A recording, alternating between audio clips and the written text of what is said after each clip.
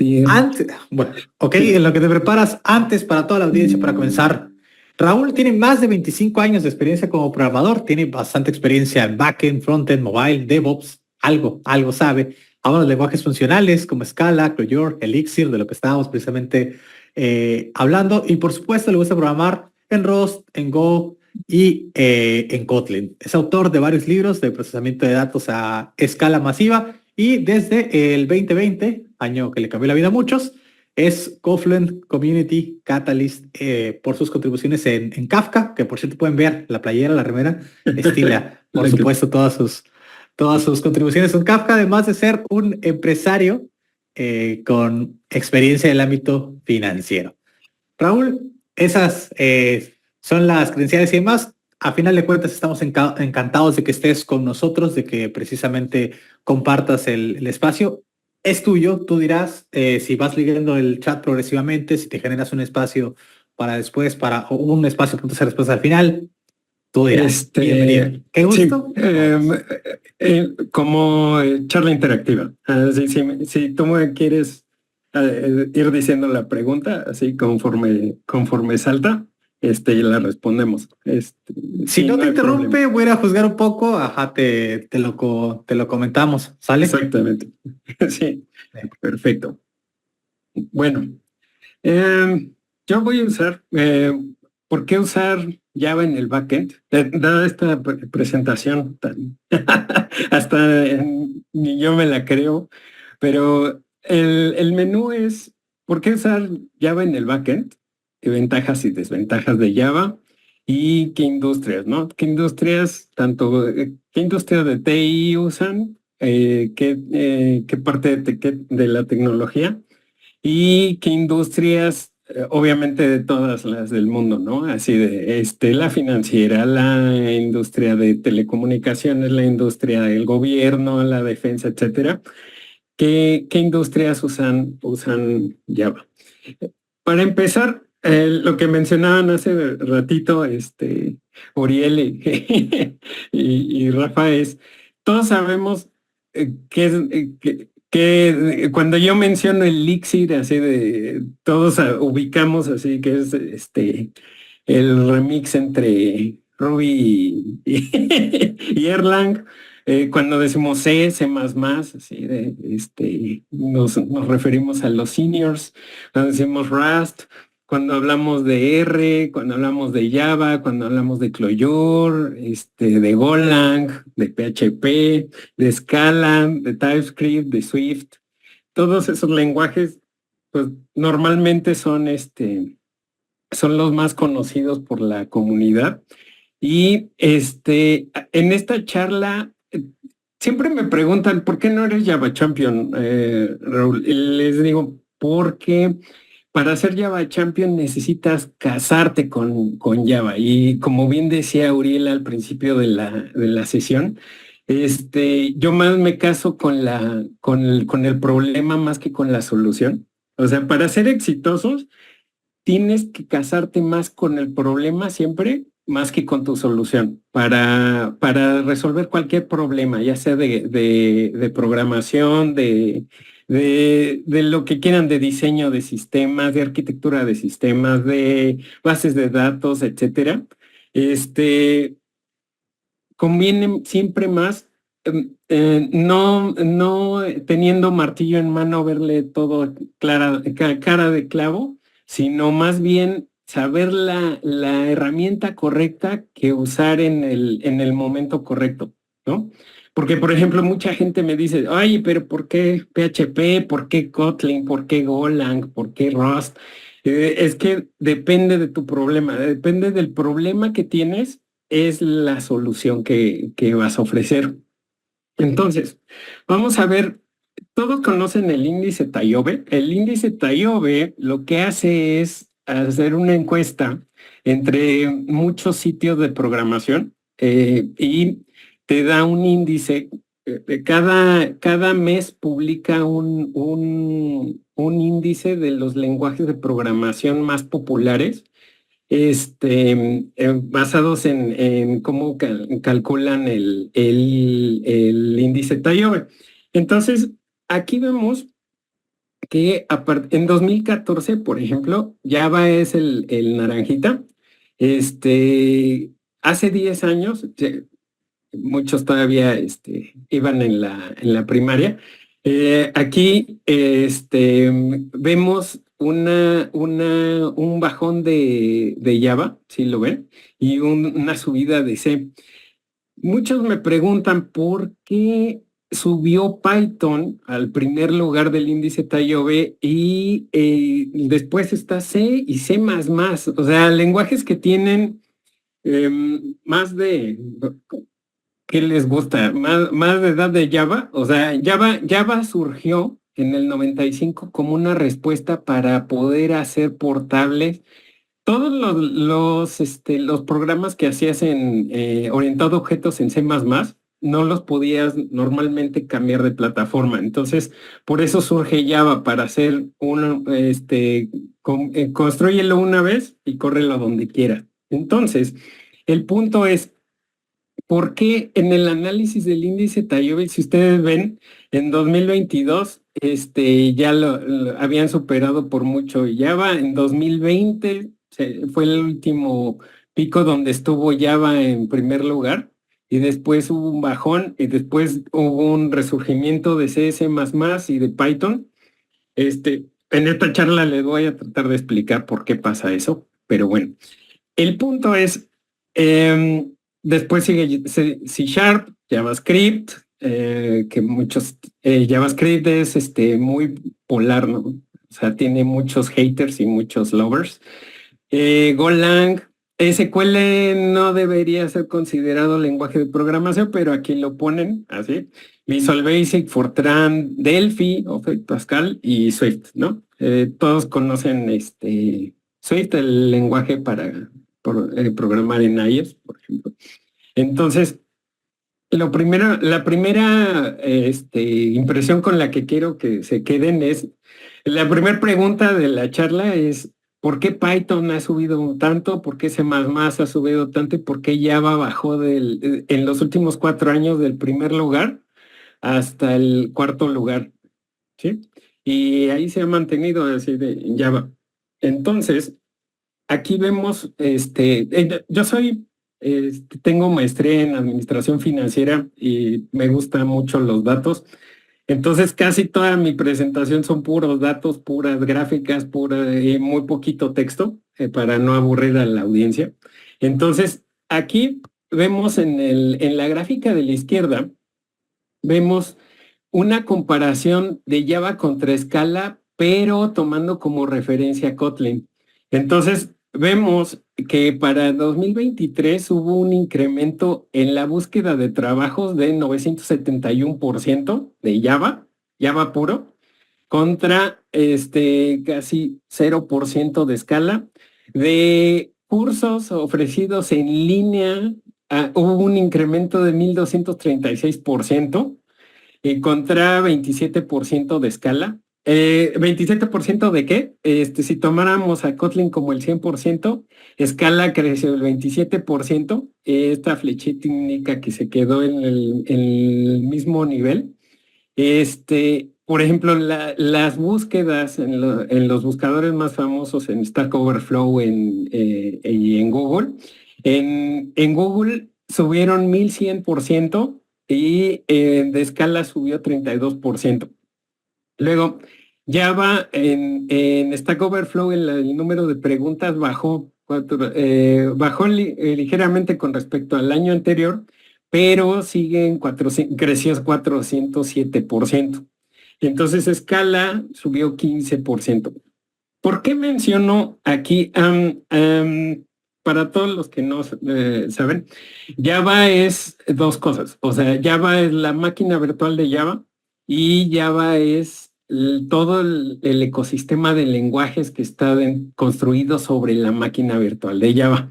Entonces, el punto con esto es, ¿quiénes son los hijos de Java? Son los tradicionales Clojure, Scala, Kotlin, Groovy y Ceylon, por ejemplo.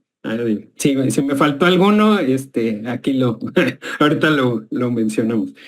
Entonces vemos aquí en la gráfica de acá abajo cuánto dice, menciona los trabajos de para C++ y Sharp. Entonces, búsqueda de trabajos mencionados durante 2023 de Python fueron 277,000 en septiembre de 2022 a junio de 2023. Bajó muy poquito, pero se mantuvo, o sea, fue 116%, 111%, ¿no?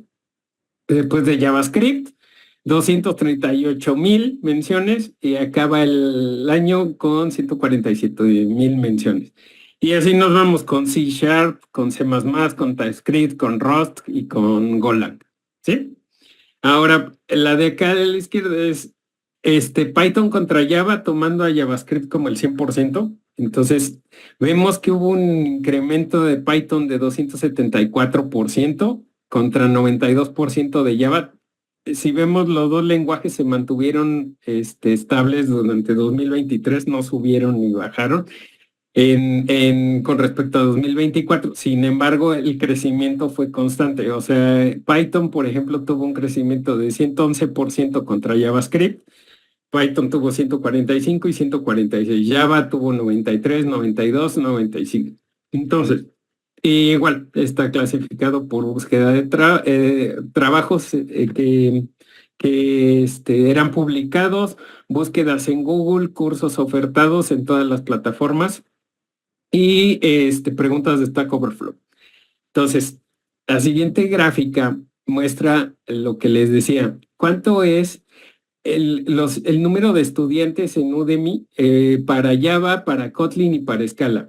Si ustedes ven, en Java tienes 11,350,000 estudiantes. Kotlin tienes muchísimo menos, tienes 913,000, Scala tienes 258,000, y ya los demás de la familia de Java ni siquiera aparecen en la gráfica, ¿no? Entonces, por ejemplo, estudiantes en Udemy por lenguaje de programación, Python tiene 35 millones, JavaScript tiene 13 millones, esto es cómo empezó el año, cómo acabó el año. Python 41 millones, JavaScript 15 millones, Java, C Sharp, TypeScript y Golang, ¿sí? Entonces esto nos da una idea de cómo está el mercado de trabajo. ¿Por qué Python? Así, primero, ¿por qué en el índice TIOBE ha subido Python, ha subido C++, y C++ y ha bajado Java en los últimos 4 años? Y la segunda pregunta es ¿por qué están los trabajos así? ¿Por qué se demanda mucho de Python? ¿Por qué de JavaScript? ¿Y por qué de Java? Y dentro de la comunidad de Java, ¿cuánto representa eso específicamente de Kotlin y de Scala? Y ahorita les voy a mencionar por qué pasa esto. Ahora, es, por ejemplo, los trends de Google para la familia de Java. Si ustedes ven, hace 20 años, si tenías un 100 hace 20 años, ahorita estamos por ahí de menos del 20% en 2022 para Java. Kotlin no ha tenido variación. Scala ha disminuido demasiado. La gráfica de la derecha arriba es una proyección de los últimos 4 años, pero sin tomar en cuenta Java. Entonces vemos aquí como Kotlin ha subido, Scala ha subido. Ok, es así como se ve la gráfica? ¿Cómo la interpretamos? Lo que pasa es que aquí en 2014, si muchos lo recuerdan, 2015 por ahí, fue cuando Google dijo que todas las aplicaciones de Android iban a poder ser construidas en Kotlin. Entonces eso le dio un boom al lenguaje de programación Kotlin respecto a la familia de lenguajes de Java. Entonces, si normalmente Kotlin agarró su nicho de mercado en los programadores de mobile, a partir de ese año que Google dijo, Kotlin es oficialmente un lenguaje para construir aplicaciones en Android. Y Groovy, por ejemplo, ha sido de los lenguajes más perdedores ahorita les explico por qué. Clojure es de nicho. Así, les explico rápido.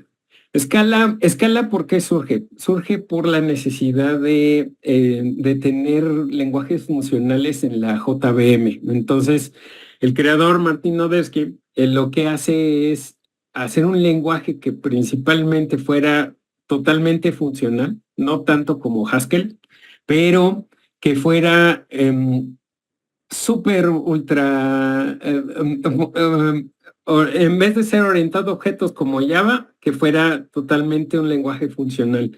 Entonces, ellos durante la historia, si ustedes ven la historia de los lenguajes de programación de la familia de Java, podrán ver que muchos implementan features que luego el lenguaje de programación Java adopta.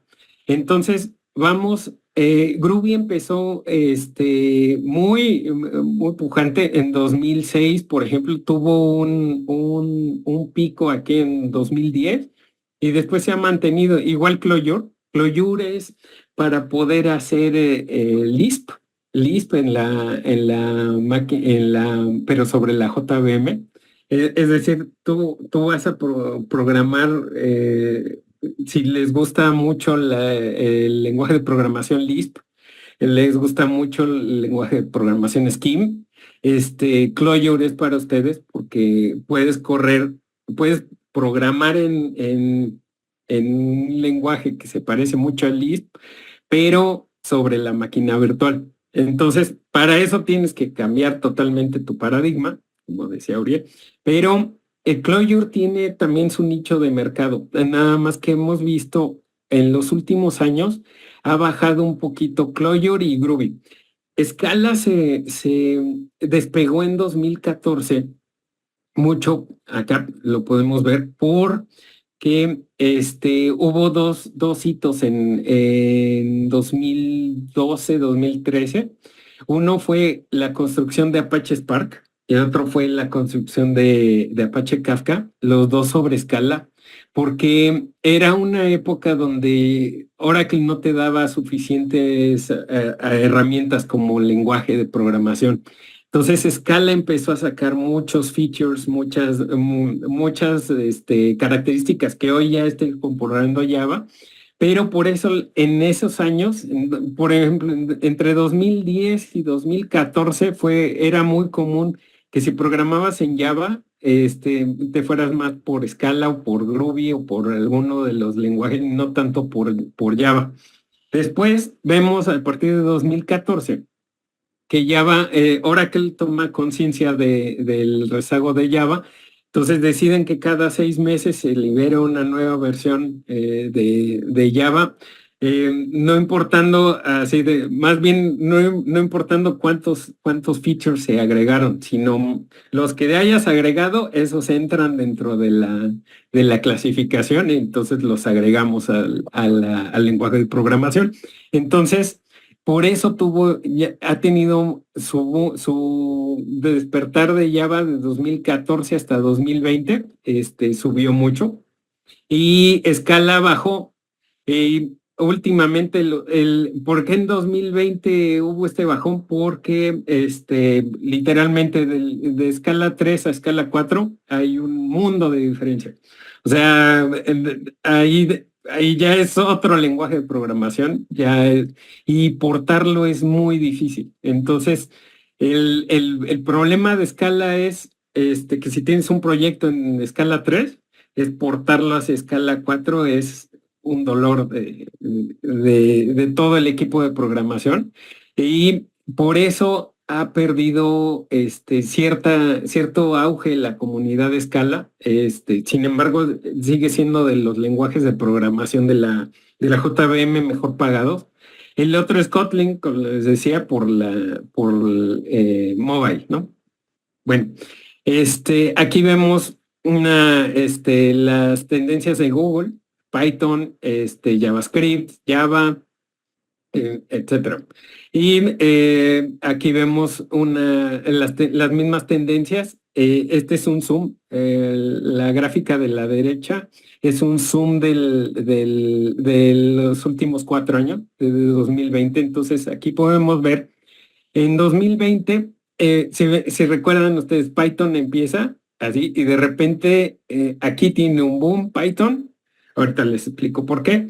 Y después tiene, se mantiene estable. Java también se mantiene estable. Y, por ejemplo, JavaScript tuvo un micro boom aquí y después fue bajando. Aquí está las preguntas en Stack Overflow de Clojure, Groovy, Java, Kotlin y Scala. Entonces Java empezó así, teniendo un pico por ahí, como les decía, cuando Oracle decidió empezar a que saliéramos de Java 8, entonces empezó a sacar versiones de Java, empezó a haber muchas preguntas porque incorporabas lambdas, incorporabas muchas cosas de programación funcional y por eso hubo un boom aquí. Y el de acá vemos igual las preguntas en Stack Overflow de Python. Bueno, y finalmente, por lenguaje, ¿por qué estamos?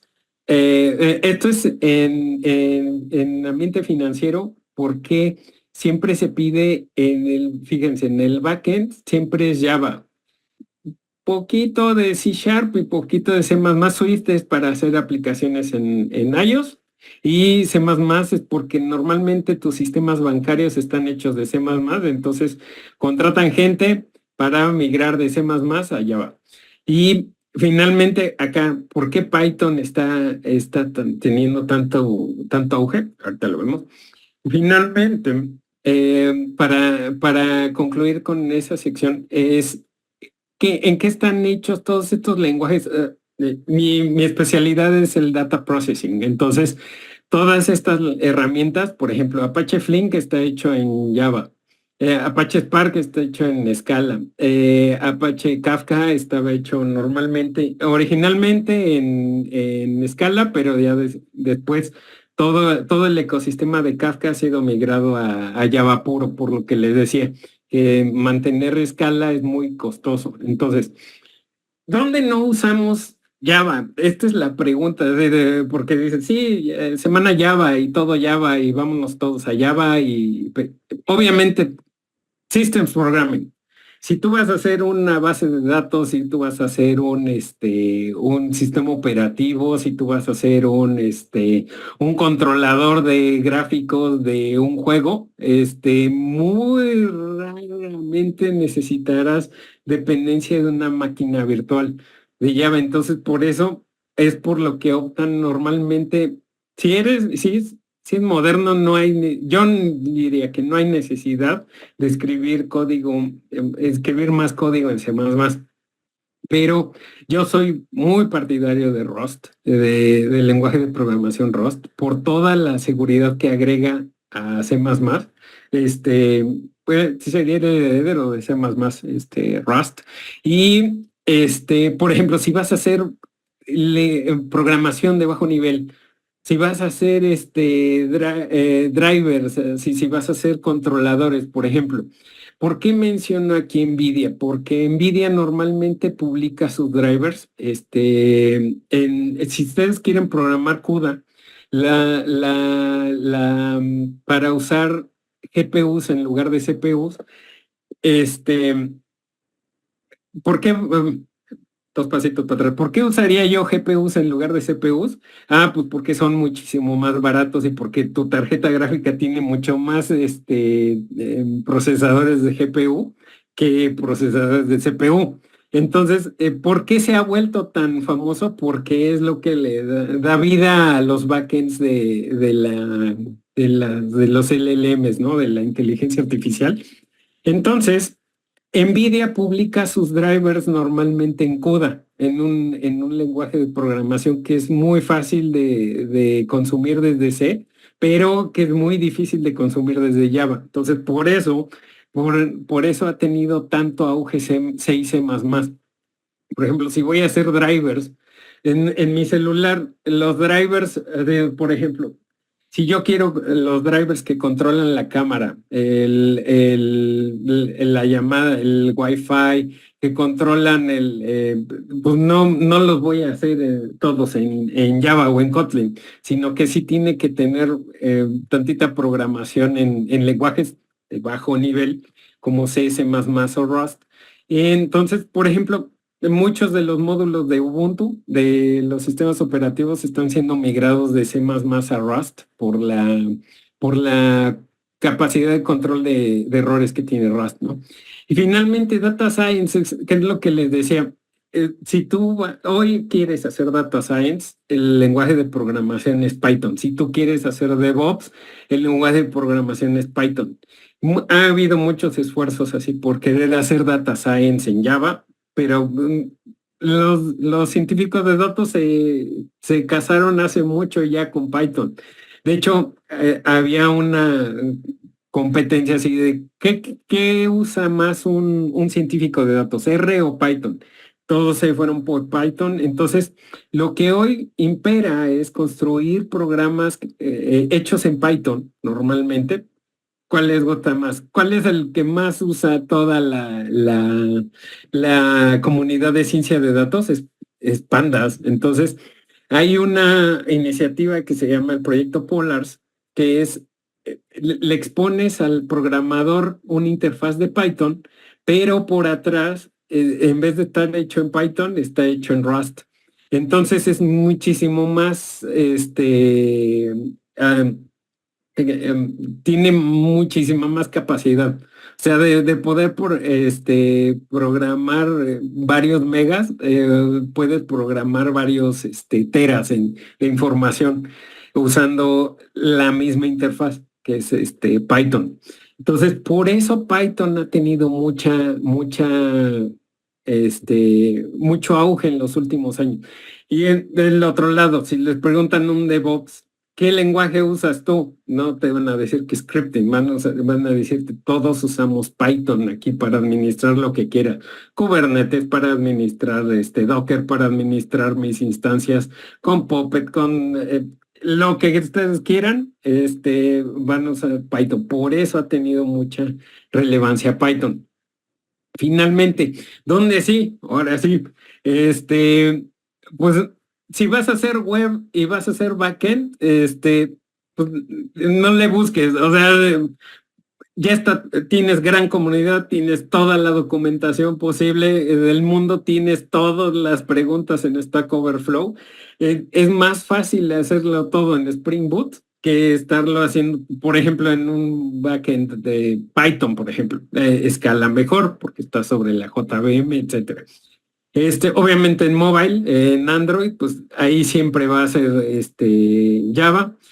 Para procesamiento de datos, si ustedes ven Kafka, Spark y Apache Flink, están hechos en Java, por algo es. Y por ejemplo, en las instituciones financieras, lo que menos quieren siempre los bancos y todas las instituciones financieras es arriesgarse. Entonces, ¿cuál es la solución más segura? Es siempre Spring. Así ¿para qué vamos a reinventar el hilo negro? Las instituciones financieras son las que menos innovación tienen normalmente, porque lo que más buscan es seguridad en todo lo que han hecho. Entonces, si ustedes van a hacer un sistema financiero, usen Spring Boot, no se compliquen. Salvo contadas excepciones, por ejemplo, si necesitan un switch bancario, así algo que requiere altísima función, muchos mensajes por segundo, a lo mejor ahí sí convendría evaluar Elixir, etcétera, pero obviamente hay muchísima menos documentación de Elixir que de la de Spring Boot, ¿no? Bueno, aquí, finalmente, gracias. No sé si tengan preguntas. Así es el momento de las preguntas. De primeras, gracias, Raúl. Eso de que las financieras son los que quizás los que ven financieras son las que enmarcaron el si no está roto, no lo toques. Exactamente. O sea, ellos inventaron esto. A final de cuentas. La verdad, muy esclarecedor. Hubo muchas preguntas que eventualmente conforme fuiste avanzando, se fueron esclareciendo, así como que, bueno, Python, ¿para qué? Bueno, queda claro que Python en ciencia de datos no involucra que no puedes usar Python en un backend y demás, simple y sencillamente para muchos acuerdos hay mucha más practicidad en temas